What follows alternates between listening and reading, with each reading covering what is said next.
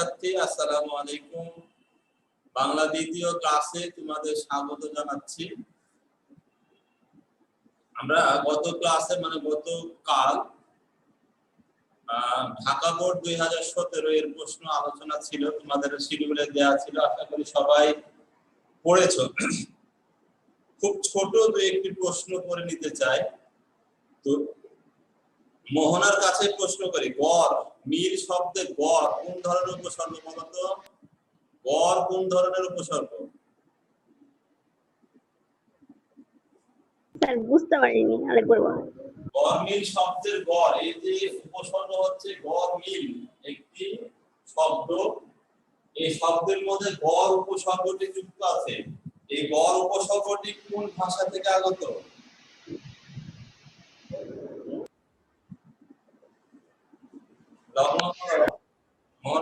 আরবি। আরবি আরবি উপসর্গ। আচ্ছা, আমাদের বাংলা ভাষায় যে উপসর্গগুলো আছে এর মধ্যে 4টি উপসর্গ আছে আরবি। আম, খাস, লাগর। কোন শব্দের আগে যদি এই শব্দগুলো থাকে, এবার এই উপসর্গগুলো থাকে, তাহলে মনে করতে হবে সেটি আরবি যোগে গঠিত, আরবি উপসর্গ যোগে গঠিত শব্দ। আজকে একটি প্রশ্ন আছে, এরকম একটি প্রশ্ন আছে। প্রশ্নটি খাস দিয়ে নিচের কোনটি আরবি উপসর্গ যুক্ত শব্দ, এভাবে প্রশ্ন আছে। আমি প্রশ্নের পরে আলোচনায় যাচ্ছি। এভাবে কিন্তু আমাদের প্রশ্নগুলো আছে। 2 নম্বর যেটি আলোচনা প্রশ্ন, দেখি খুব সহজ প্রশ্ন, পারবা মনে বলো দেখি। খুবই সহজ প্রশ্ন। বাক্যস্থিত পদগুলোর অর্থগত ও ভাবগত মিল বন্ধনকে কি বলে? বাক্যস্থিত পদসমূহের অর্থগত ও ভাবগত মিল বন্ধনকে কি বলে? স্যার বলবো? বলেন। যোগ্যতা। হ্যাঁ, যোগ্যতা বলা হয়। ঠিক আছে, ধন্যবাদ। গত ক্লাসেও ছিল, আজকেও ছিল। ঢাকা বোর্ডের মধ্যে যা দমন করা কষ্টকর, দুর্দমনীয়। তো যাক, আজকে আমি চট্টগ্রাম বোর্ড 2017 এর আলোচনা শুরু করব। চট্টগ্রাম বোর্ড 2017।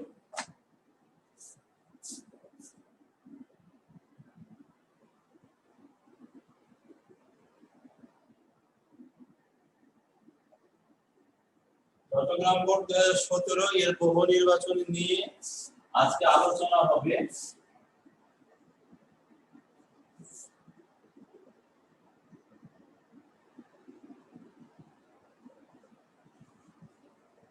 খুবই সহজ। নৈবেদ্যিকগুলো ধরে ধরে যখন আলোচনা শুরু করা হবে, তখন দেখবা তোমাদের জন্য ব্যাকরণ বইটা, পুরো ব্যাকরণ বইটা নখদর্পণে চলে আসবে। ঠিক আছে? আজকের প্রথম প্রশ্ন আছে, কমল শব্দটির শেষে কোন বহুবচন বোধক শব্দটি বসবে? এখানে আমরা জানি বহুবচন সাধনের ক্ষেত্রে আমরা প্রত্যয় যুক্ত করতে পারি এবং সমষ্টিবোধক শব্দ যুক্ত করতে পারি। বহুবচন জ্ঞাপক প্রত্যয় আছে, বিভক্তিও যুক্ত হয়, রা এরা বিভক্তি যুক্ত হয়, গুলাগুলি বিভক্তি যুক্ত হয়, প্রত্যয় যুক্ত হয় এবং সমষ্টিবোধক শব্দগুলো যুক্ত হয়। তো এই সমষ্টিবোধক শব্দগুলোর বেশিরভাগই সংস্কৃত ভাষা থেকে আগত। আমাদের যে সমষ্টিবোধক শব্দগুলো আছে, এই সমষ্টিবোধক শব্দগুলোর ব্যবহার মূলত 3টি দৃষ্টিকোণ থেকে হয়। একটি হচ্ছে উন্নত প্রাণীবাচক, একটি প্রাণীবাচক শব্দ মানে ইতর প্রাণী বুঝিয়ে থাকে, আর অপ্রাণীবাচক শব্দ। তো কমল একটি শব্দ, এই কমল শব্দের অর্থ কি?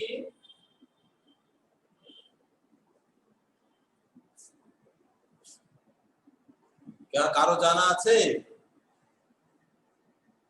এর সাথে আমরা নিকর, এই ফুল শব্দের, কমল শব্দের অর্থ হচ্ছে ফুল, এর সাথে নিকর যে শব্দটি আছে সেই শব্দটি আমরা যুক্ত করে দেব, তাহলে সেটি বহুবচন সাজিত হয়। আমাদের পাঠ্য বইয়ের মধ্যেই এই উদাহরণটি দেয়া আছে।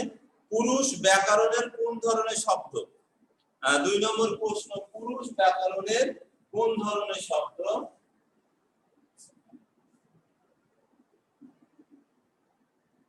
পুরুষ শব্দটি পারিভাষিক শব্দ।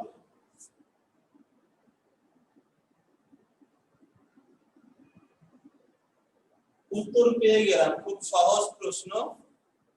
কিন্তু এখানে পুরুষ সম্পর্কে একটু আলোচনা। আমরা জানি যে পদ 5 প্রকারের: বিশেষ্য পদ, বিশেষণ পদ, সর্বনাম পদ, অব্যয় পদ এবং ক্রিয়াপদ।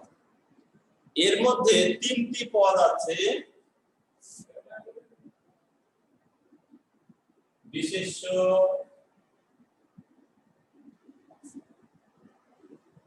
সর্বনাম ও ক্রিয়া। এই 3টি পদের পুরুষ আছে। মানে কি? ফৌজিয়া খন্দকার বলো দেখি মানে কি? বিশেষ্য, সর্বনাম এবং ক্রিয়া এই 3টি পদের পুরুষ আছে মানে কি? ফৌজিয়া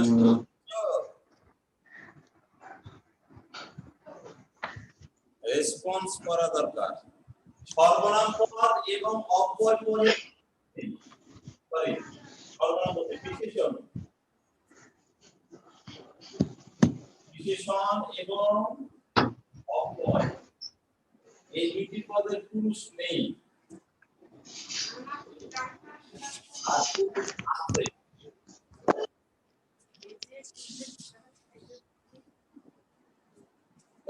আমাদের যে পদগুলো রয়েছে এর মধ্যে বিশেষ্য পদ, সর্বনাম পদ এবং ক্রিয়াপদ এই 3টি পদের পুরুষ আছে। মানে হচ্ছে বিশেষ্য পদ সব নাম পুরুষের অন্তর্ভুক্ত, সর্বনাম পদের মধ্যে আমরা পুরুষ নিয়ে আলোচনা আছে এবং ক্রিয়াপদ পুরুষ অনুযায়ী পরিবর্তিত হয়। আর বিশেষণ পদ এবং অব্যয় পদের কোনো পুরুষ নেই, কোনো পরিবর্তন নেই। পুরুষ পরিবর্তন হলেও এই পদগুলোর কোনো পরিবর্তন হয় না। উত্তম পুরুষ বলো, মধ্যম পুরুষ বলো, নাম পুরুষ বলো, যে পুরুষই আমরা ব্যবহার করি না কেন এই পদগুলো সব সময় অপরিবর্তিত থাকে। এই কারণে বলা হয় বিশেষণ পদ এবং অব্যয় পদের পুরুষ নেই। তো পুরুষ 3 ধরনের: উত্তম পুরুষ, মধ্যম পুরুষ এবং নাম পুরুষ। উত্তম পুরুষ বলতে কাকে বোঝায়? বক্তা নিজেকে বোঝানোর জন্য যে পুরুষটি ব্যবহার করে থাকে তাকে বলা হয় উত্তম পুরুষ। যেমন আমি, উত্তম পুরুষের উদাহরণ আমরা, উত্তম পুরুষের উদাহরণ। আর সামনে উপস্থিত বা শ্রোতা কে বোঝানোর জন্য যে পুরুষটি ব্যবহার করা হয় তাকে বলা হয় মধ্যম পুরুষ। মধ্যম পুরুষের মধ্যে 3টি ভাগ আছে: সম্ভ্রমাত্মক মধ্যম পুরুষ, সাধারণ মধ্যম পুরুষ আর তুচ্ছাত্মক মধ্যম পুরুষ। সম্ভ্রমাত্মক মধ্যম পুরুষের মধ্যে আছে আপনি, আপনারা।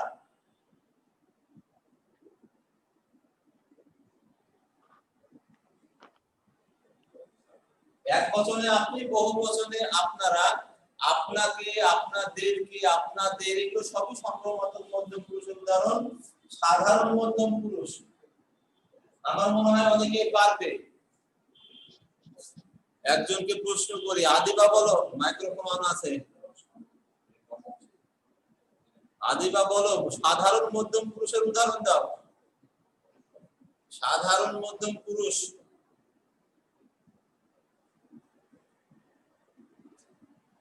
শোনা যায় না?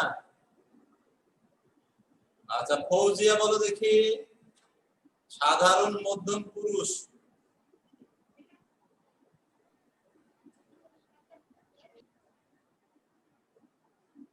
কারো কথাই শোনা যাচ্ছে না।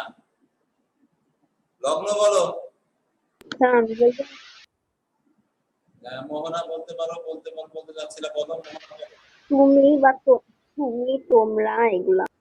তুমি, তোমরা। তুমি এক বচনে, বহু বচনে তোমরা, সাধারণ মধ্যম পুরুষ। আর তুচ্ছাত্মক মধ্যম পুরুষ আছে তুই, এক বচনে তুই, বহু বচনে তোরা।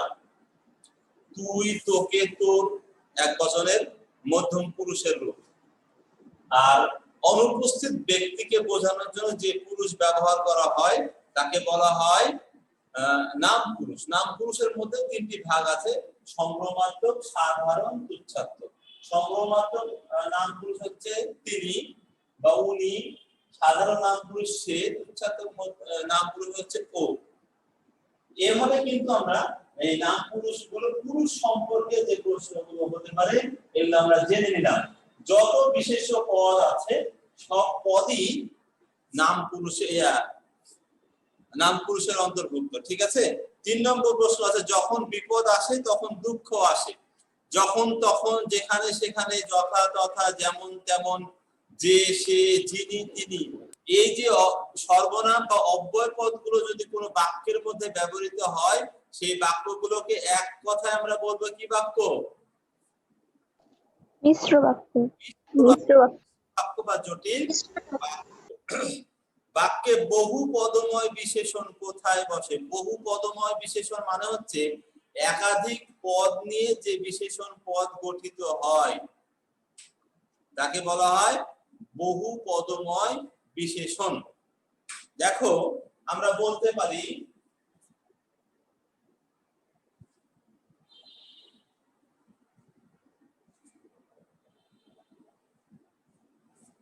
তার, এখানে আমরা বলতে পারি তার রোদে পোড়া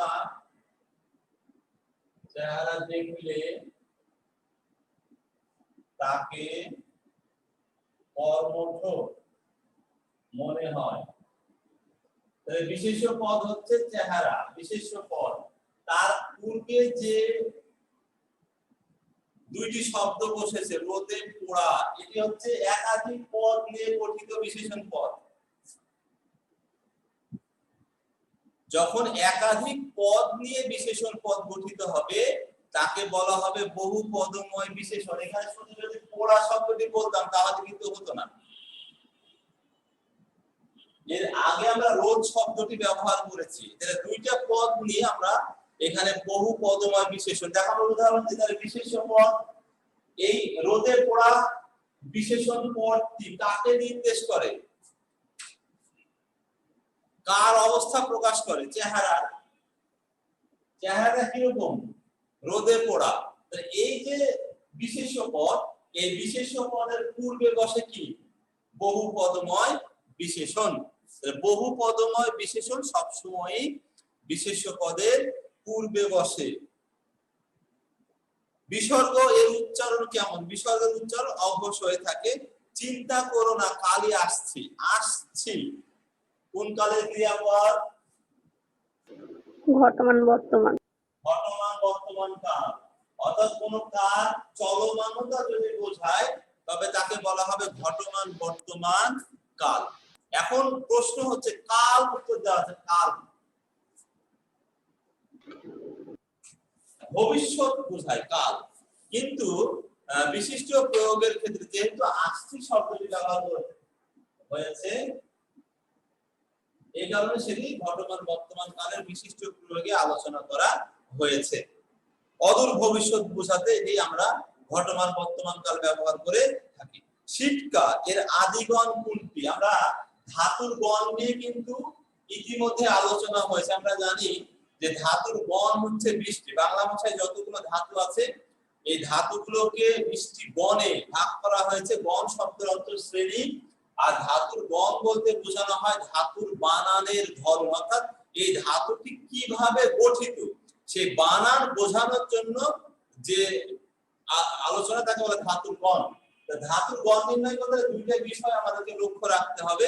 একটি হচ্ছে ধাতুটি কয়টি অক্ষরে গঠিত এবং ধাতুটির প্রথম বর্ণের সাথে কোন স্বরচিহ্ন যুক্ত আছে।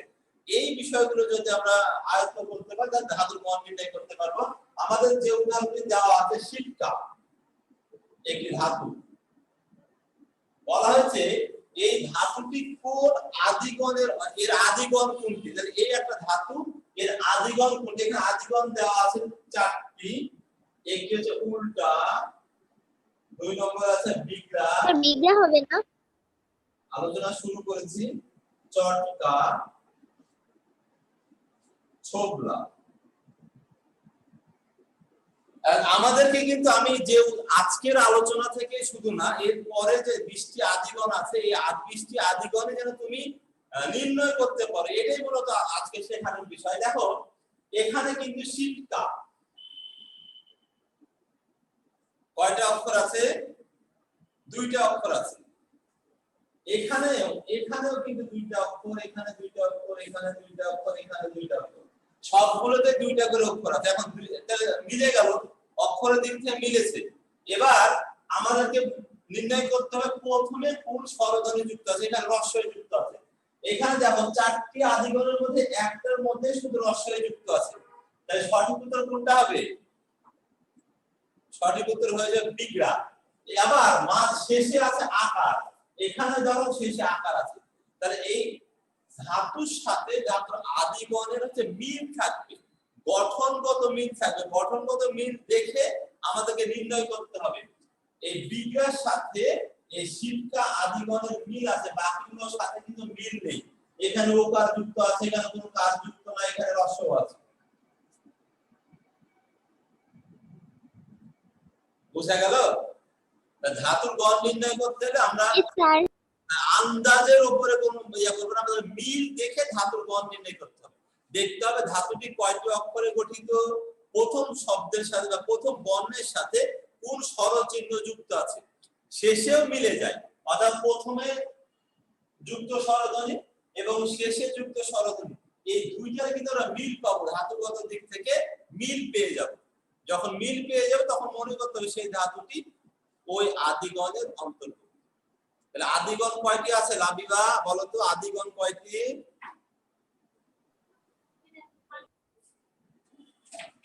লাবিবা বলো ধাতুর আদিগণ কয়টি? প্রশ্ন।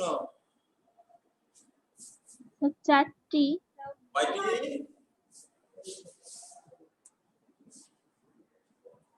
বুঝি নাই।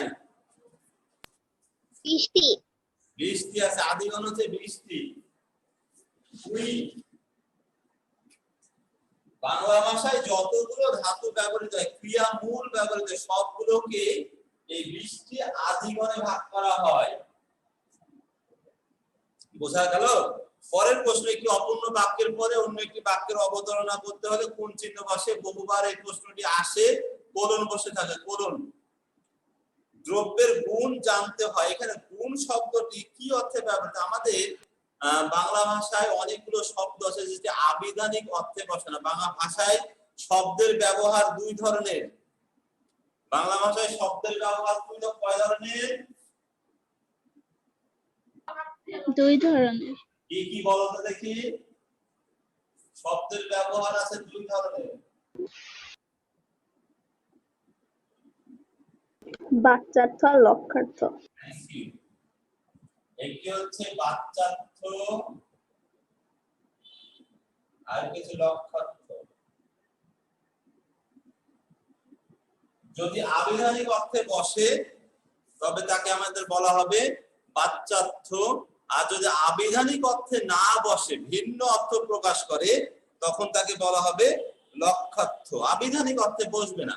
এখন আমাদের এরকম বহু শব্দ আছে, যেমন মাথা, তারপরে হাত, তারপরে ধর, তারপরে কর, তারপরে পাকা, কাঁচা, এরকম বহু শব্দ আছে যে শব্দগুলো শুধু আবিধানিক অর্থে বসে না, আবিধানিক অর্থের বাইরেও বহু শব্দগুলো ব্যবহৃত হয়।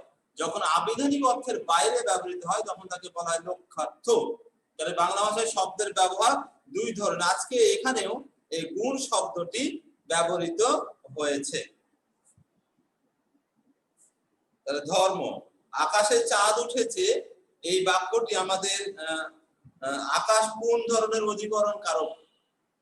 অধিকরণ কারকের মধ্যে আবার ভাগ করে দেওয়া হয়েছে। আমরা সবাই জানি যে ক্রিয়াটি যদি কোনো নির্দিষ্ট স্থানে সংঘটিত হয়ে থাকে তবে তাকে বলা হয় ঐকদেশিক অধিকরণ কারক। অর্থাৎ আধারাধিকরণকে আবার তিনটি ভাগে ভাগ করা হয়েছে, ঐকদেশিক, অভিব্যাপক আর বৈষয়িক। যদি পুরো স্থান জুড়ে ক্রিয়াটি সংঘটিত হয় তাকে বলা হয় অভিব্যাপক, আর নির্দিষ্ট জায়গায় বা স্থানে, একটি বিশাল স্থানে নির্দিষ্ট জায়গায় বা অংশে যদি কোনো ক্রিয়া সংঘটিত হয়ে থাকে তখন তাকে বলা হয় ঐকদেশিক। আকাশটি অনেক বড়, এর মধ্যে চাঁদ কি পুরো আকাশ জুড়ে থাকে? থাকে না। চাঁদ একটি নির্দিষ্ট স্থানে বা জায়গায় থাকে, অর্থাৎ আকাশের পুরো আকাশ কিন্তু নাই, আকাশের একটি নির্দিষ্ট অংশে চাঁদ আছে। অর্থাৎ আকাশ হচ্ছে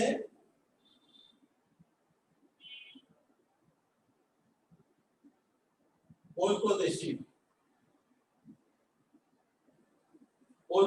অধিকরণ কারক। আরেকটি অর্থ ঐকদেশিক অধিকরণ কারক হয় যদি সামীপ্যবর্তী বা নিকটবর্তী বোঝাতেও ঐকদেশিক অধিকরণ কারক হয়ে থাকে।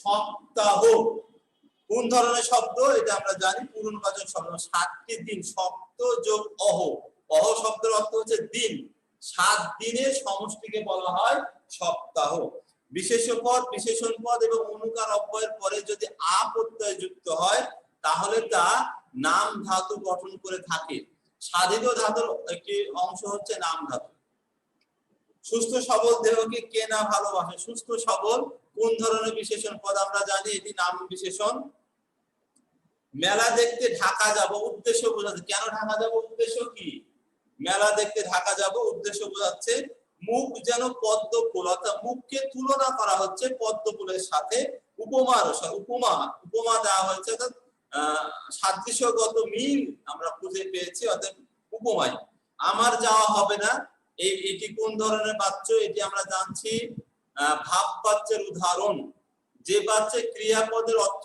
প্রধান তাকে বলা হয় ভাব বাচ্য তাহলে আমার যাওয়া হবে না এটি ভাব বাচ্যের উদাহরণ ভাব বাচ্যের 4টি বৈশিষ্ট্য আমাদেরকে জানতে হবে এই 4টি বৈশিষ্ট্য যদি আমরা জানি তাহলে কিন্তু বাচ্য থেকে ভাব বাচ্য থেকে যে প্রশ্ন আসুক না কেন আমরা বলতে পারবো যেমন ভাব বাচ্যে কর্ম থাকে না 1 নম্বর বৈশিষ্ট্য হচ্ছে কি কর্ম থাকে না 2 নম্বর হচ্ছে ক্রিয়ার অর্থ প্রধান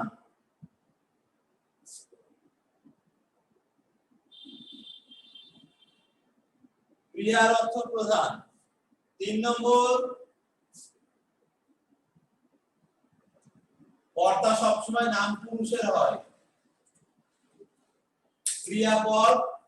ক্রিয়াপদে যেটি ব্যবহৃত হবে এটি নাম পুরুষের হবে এবং যেহেতু ক্রিয়াপদের অর্থ প্রধান এই কারণে কর্তা অনুযায়ী বা কর্ম অনুযায়ী কখনো ক্রিয়াপদ গঠিত হয় না ভাব বাচ্যে কর্তা অনুযায়ী ক্রিয়াপদ হয় না আবার কর্ম অনুযায়ীও ক্রিয়াপদ গঠিত হয় না সবসময় নাম পুরুষের হয়ে থাকে নিরপেক্ষ অর্থাৎ কর্তার অর্থে প্রাধান্য পাওয়ার কারণে এটি বলা হয়েছে এই ভাব বাচ্যের যে কর্তাটি ব্যবহার করা হয় সেই কর্তায় ষষ্ঠী বিভক্তি দ্বিতীয় বিভক্তি এবং তৃতীয় বিভক্তি ব্যবহৃত হতে পারে এবং কর্মপদ থাকে না আশা করি তোমরা সবাই ভাব বাচ্য সম্পর্কে বুঝতে পেরেছো ভাষার মূল উপাদান আমরা জানি ধ্বনি পীর সুচে বাতি জলে মিটির মিটির অব্যয়ে দ্বিরুক্তি বিশেষণ পদ বোঝায় উদ্বের শব্দটি কি অর্থে অব্যয়ভাব সমাস অব্যয়ভাব সমাস নিয়ে একটু আলোচনা করে নিই অব্যয়ভাব সমাসের পূর্বপদ প্রধান অর্থাৎ পূর্ব পদে একটি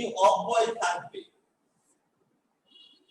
পূর্বের একটি অব্যয়ভাব সমাস একটি হচ্ছে পূর্বের এই শব্দটি সমস্ত পদ উদ্বেগ কি হচ্ছে সমস্ত পদ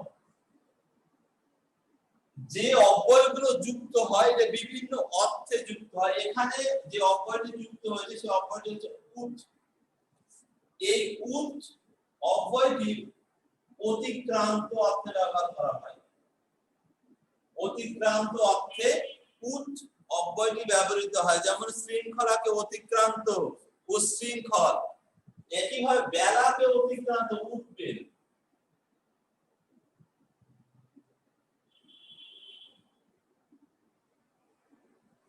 বেলাকে অতিক্রান্ত উঠবে সময় খুব নাই অলরেডি 2:30 বেজে গেছে আমি একটু শেষ করে দিই তারপর আলোচনা সন্ধি ব্যাকরণের কোন অংশের আলোচ্য বিষয় উত্তর আমরা সবাই জানি ধ্বনি তত্ত্বের এই সন্ধি ছাড়া ধ্বনি তত্ত্বের আরো কতগুলো আলোচ্য বিষয় আছে পূর্ববর্তী ক্লাসগুলোতে আলোচনা করা হয়েছে মায়া একটু বলো কখন জয়েন করলাম মায়া বলো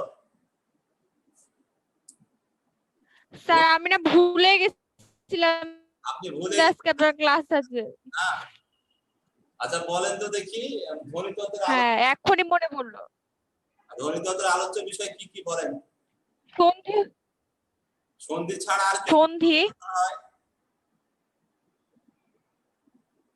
সন্ধি আর ধ্বনি তত্ত্বে আর কি কি বিষয় আলোচিত হয় স্যার আমি বলবো বলেন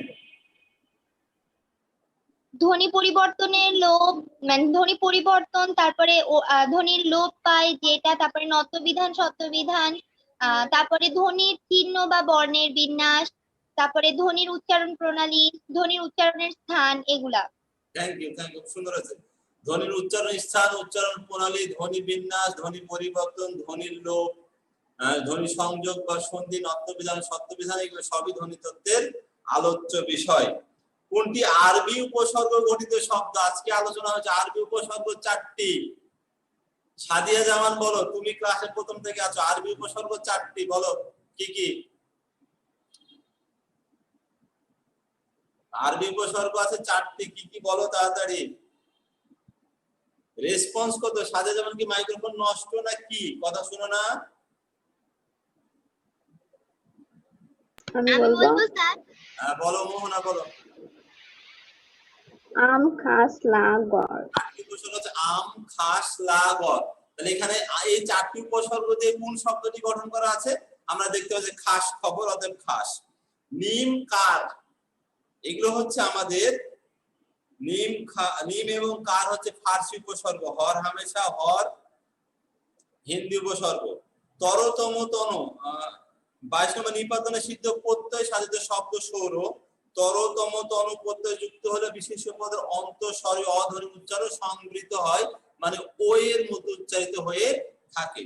বাংলা ব্যাকরণ কোন পদ সংস্কৃত লিঙ্গের নিয়ম অনুসরণ করে না? বিশেষণ পদ। সংস্কৃত ভাষায় বিশেষণ পদেরও লিঙ্গান্তর হয়, মানে পুরুষবাচক শব্দ থাকলে পুরুষবাচক বিশেষণ পদ, স্ত্রীবাচক শব্দ থাকলে স্ত্রীবাচক বিশেষণ পদ ব্যবহৃত হয়। যেমন সুন্দর পুরুষ আমরা বলি সুন্দরী মহিলা বা সুন্দরী নারী, এভাবে কিন্তু ব্যবহার করতে হয়। বুদ্ধিমান বালক, বুদ্ধিমতী বালিকা, এভাবে আমাদের বিদ্বান পুরুষ, বিদুষী নারী, এগুলো আমাদের তো সংস্কৃত ভাষায় ব্যবহৃত হয়, কিন্তু বাংলার ক্ষেত্রে আমরা এগুলো ব্যবহার করি না। বিশেষণ পদের কখনো লিঙ্গান্তর হয় না। কুলকাঠের আগর ব্যবধারিত অর্থ হচ্ছে তীব্র জ্বালা।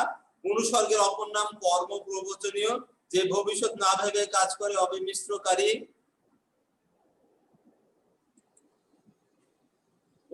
স্বরভক্তির অপর নাম বিপ্রকর্ষ, যেসব শব্দ প্রত্যয় বা উপশব্দ যোগে গঠিত হয়ে মূল শব্দের অর্থের অনুগামী না হয়ে অন্য কোনো বিশিষ্ট অর্থ প্রকাশ করে তাকে বলা হয় রূঢ়ি শব্দ।